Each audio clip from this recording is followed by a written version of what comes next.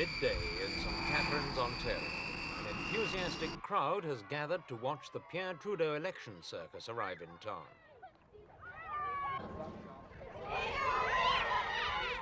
On October the 30th, Pierre Elliot Trudeau is seeking re-election for a second term as Canada's federal Prime Minister and leader of the Liberal government in Ottawa. At 52, he retains both his youthful good looks and his reputation as the world's most switched-on premier. In small-town communities like St. Catharines, the turnout may not be large, but the enthusiasm is undimmed. After 4 years in office, the Prime Minister's image still carries an appeal that spans all age groups. No, don't leave him down there. Yeah, leave him down there.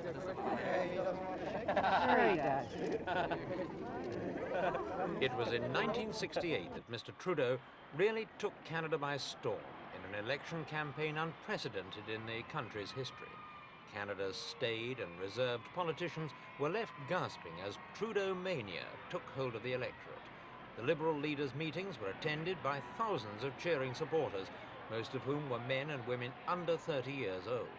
Trudeau was above all the candidate of Canada's youth.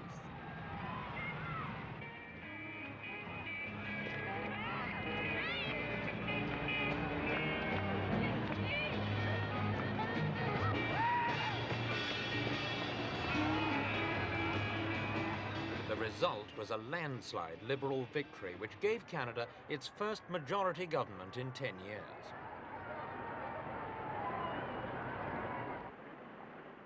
Trudeau's new administration soon found that the problems of government were a lot more difficult than those of campaigning. Canada in those days was a divided nation, or rather two nations, one English, the other French. In Quebec, there were over 6 million French-speaking Canadians with their own culture and identity, and they felt isolated from the mainstream of national life, discriminated against in both political and economic affairs.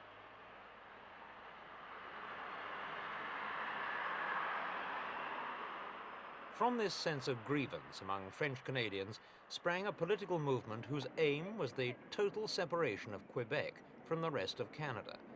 The militants in this movement formed the FLQ, the Front for the Liberation of Quebec, whose separatist aims had received encouragement in 1967 when President de Gaulle of France had declared "Long live free Quebec" whilst on an official visit to Canada. It was this group, the FLQ, that was to present Pierre Trudeau with his biggest test.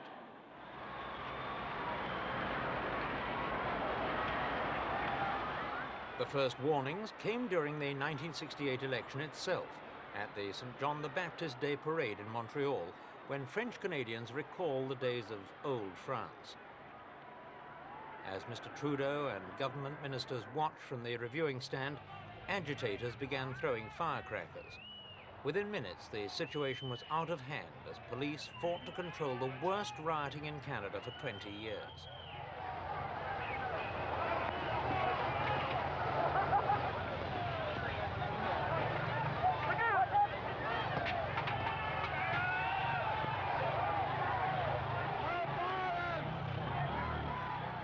Over 120 people were injured, including 43 policemen, and 300 arrests were made.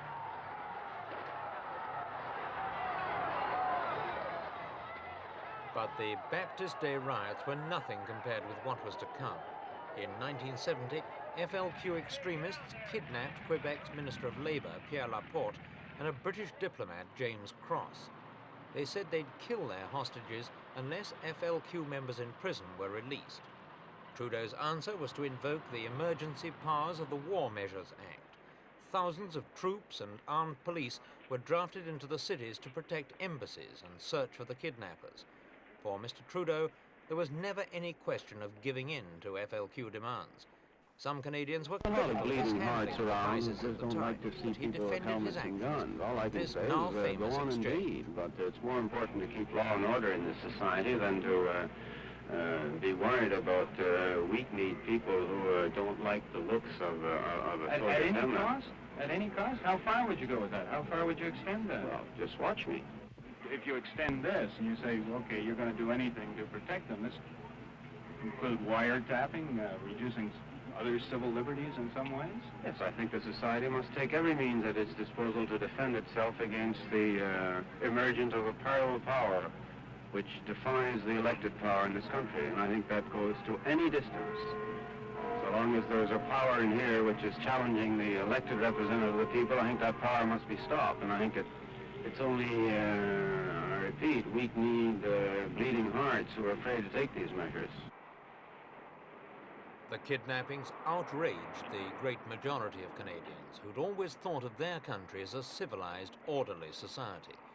The Prime Minister refused to be blackmailed by the terrorists. If bluff it was, Mr. Trudeau was prepared to call it. Tragically, in Mr. Laporte's case, the kidnappers carried out their threat. The Labour Minister's body was eventually found in the boot of a car. He'd been shot through the head.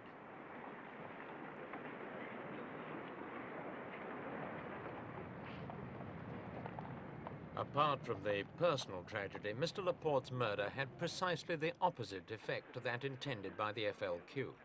The feelings of the general public who queued to pay their last respects were a mixture of disgust for the FLQ and admiration for the strong line taken by Prime Minister Trudeau.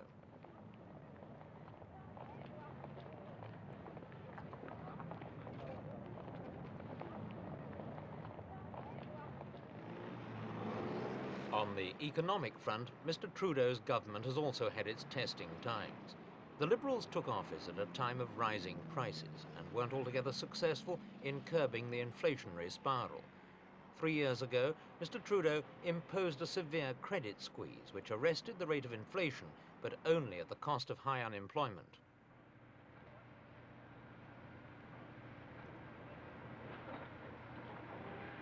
In the last 18 months, the economy has recovered its momentum and is now growing at about 8% a year. The trade balance has improved, but there are still 500,000 unemployed, and it's on this issue more than any other that Mr. Trudeau is facing the most searching questions. We realize at present, 1/4 of the unemployed people in Canada are under 25. What steps does your government propose to take to assist in providing a more promising future for young people? I'm not going to make any kind of promise that the government will give jobs, you know, just to increase the civil servants so that everyone can have jobs. What we have been doing, the steps we have been taking, and the steps we will take, is to make sure that primary, secondary, and tertiary industry sectors of the economy will continue growing in Canada, as indeed they have. Canada has the fastest growing labor force in the world, in the industrialized world, and we have created jobs faster than in the industrialized world. Much faster, I think 50% faster than the 15 countries of the OECD. So you ask what we do. Well, we're making sure that the economy is strong enough to absorb this very rapidly increasing industries and jobs for labor force. In terms of growth of Canada's wealth, growth of gross national product, Canada has been growing faster than every other country except Japan, which has been slightly faster. But in the last quarter, for instance, Canada's economy was growing at 8.7% in real terms on a yearly basis, which is way beyond the United States or France or Britain and so on. So this is the kind of economy in which we are living, and this is why we say Canadian people should be hopeful. Now, This is Churchill Falls in Labrador, the location of the great success story of Mr. Trudeau's years in office. In this remote spot has been built the biggest single-site power complex in the Western Hemisphere. The project, which will eventually provide 6,000 megawatts of power to the population centres of Quebec, dates back to well before Mr. Trudeau's time, but most of the construction work has been done in the last 4 years, and he inaugurated the scheme earlier this year.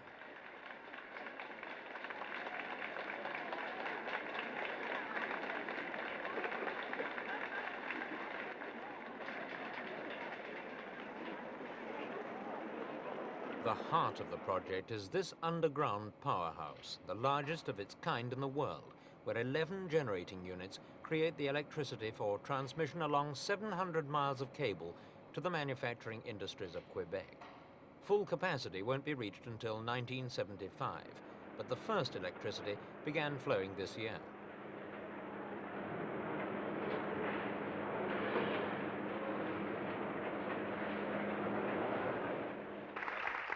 Another important issue in the election is Canada's relations with the United States.